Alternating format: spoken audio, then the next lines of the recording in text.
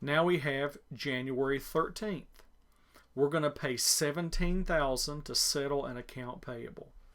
So it's January 13th, and it's a single amount, $17,000.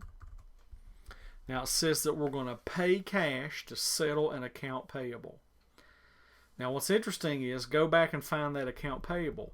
It was back here on the 3rd.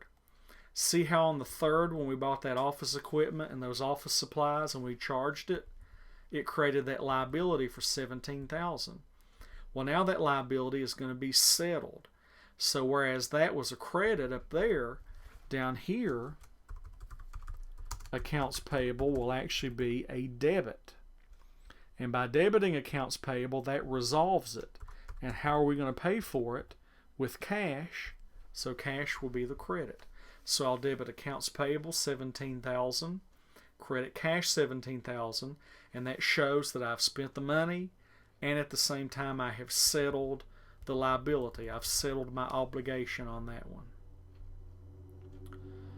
The next transaction is on the 19th.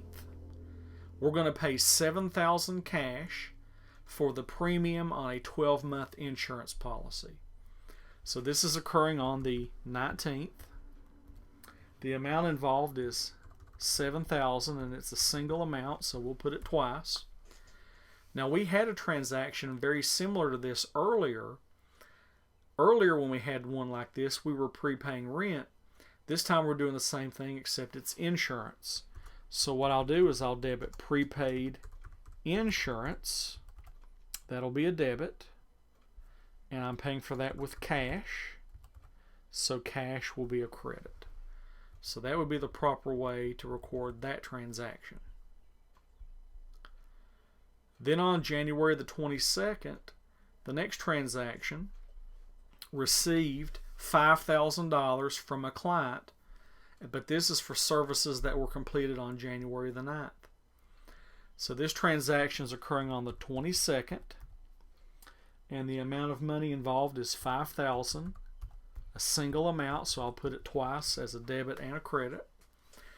Now in this case, it says I'm receiving cash. So anytime I receive money, I always debit cash. Now on the credit side, you got to be a little bit careful.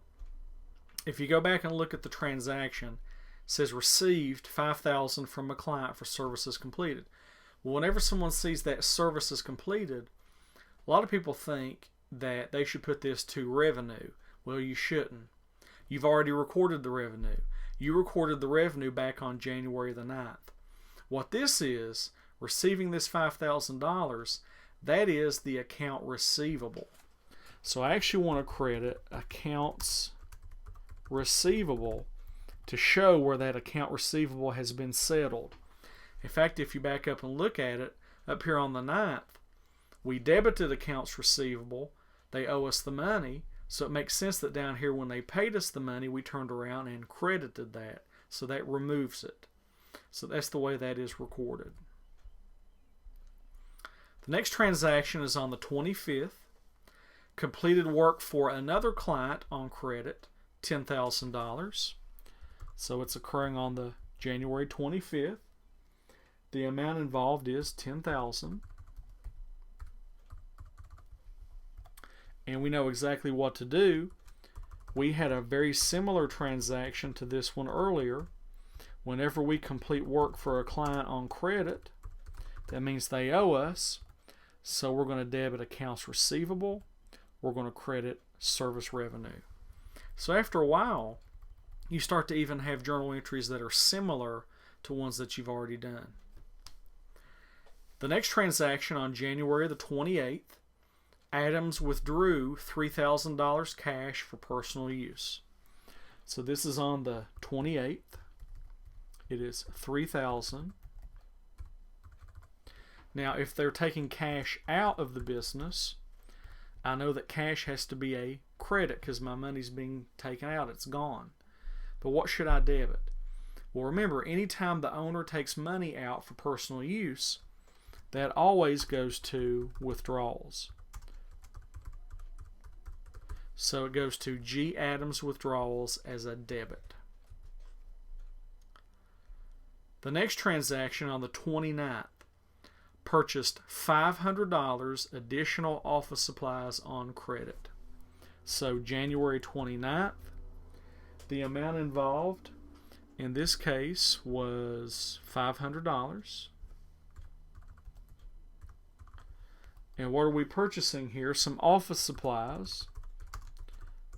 Well, that's a asset, so I will debit office supplies, but I don't want to credit cash. It says that I bought this on credit. That means I owe for it, so that's a liability. That's accounts payable. And then the final transaction, which occurred on January the 30th, paid $1,000 cash for the monthly utility bill. So on the 30th, it's $1,000. I'm paying cash, so we know cash has to be credited. What am I paying? This is the utility bill. Well, remember, I had one expense account on my chart of accounts, and it was called what? Utilities expense. So I'm going to debit utilities expense and credit cash $1,000. So that completes my journal entries, and that completes part 1. And the key to that is the more you practice with journal entries, the easier they are. And remember, if they only give you one amount, well, you know it has to be that same amount twice. But if they give you more than one amount, it's going to be a compound entry. And of course, you know from your video lecture that you have to memorize the account behavior. Assets are debit positive, credit negative, and so forth. Now, one strategy that a lot of people use is you'll notice that we did use cash a lot. And that's because most transactions do involve cash somewhere along the way. So a lot of people automatically remember that if cash is coming in, that's a debit. If cash is going out, that's a credit. That's a pretty good strategy, but it does fall apart when you consider that some of these transactions did not involve cash. So you still have to really know the account behavior pretty well to be able to do this. And we're going to have many different journal entries all throughout this semester, but once you get the hang of the basics, then you'll find that journal entries will come to you much more natural. So this is our first set of examples on these entries, and this does complete the first part of the problem, part 1, on the journal entries. Now, there are two other parts to this problem, though. They also want us to post the journal entries to the T accounts, and then they want us to prepare a trial balance. Now, we talked about T accounts, and we also talked about the trial balance very briefly in the video lecture. Now, T accounts, though, we've never actually seen any examples of T accounts. So if you look at this next worksheet that I have set up, I've already got some T accounts set up in Excel. Now, if you're going to do this on paper, what you would have to do is you would have to draw your own T accounts.